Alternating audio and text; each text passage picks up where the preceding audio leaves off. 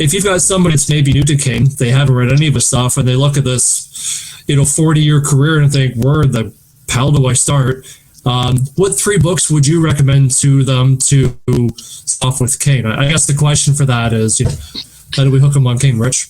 Oh man, what's interesting is I don't even point to, like my top, like It is my favorite Stephen King book. I wouldn't tell them to read it. It's 1,200 pages. It's, it's pretty damn scary. And I know there's a lot of readers out there who don't want the scary stuff.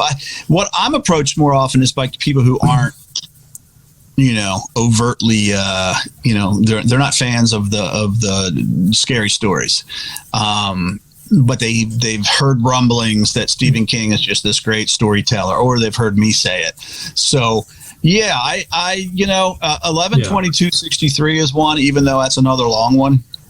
But I feel like it's just such great storytelling. Hearts in Atlantis is another one that as long as the person I'm talking to isn't 18 years old. But even with that said, it's one of Billy's favorite books, and he's a young guy. So, but he is interested in music from different eras and the world. But I still contend that that Hearts of Atlantis is some of his best writing ever, particularly the Hearts in Atlantis novella about the college kids playing cards in their dorm building and the draft and all that's going on in the world. And like I said, 11/22/63. And then, you know what, if I'm just trying to get him with something, a little shorter and punchier,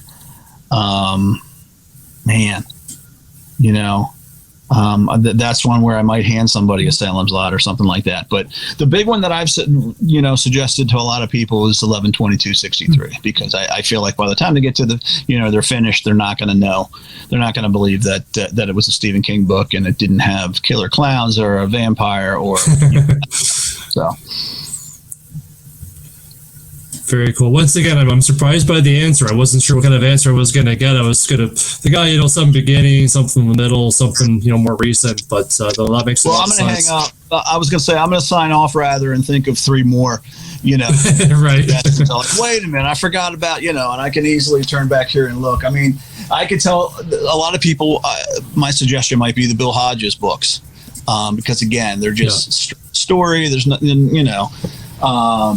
but yeah, I'm looking at my list, I'm one of those people who loves Insomnia, but that's not one I'd suggest. It's a little bit out there. It's a long book. But I love Steve's elderly character. So for me, that's one that's always near the top of my list. Bag of Bones might be one, as long as they're patient, because that's a book that rewards patience, I think. And so, yeah, there you go. I'm already going. Much like Revival. Revival knocks some people in the dirt.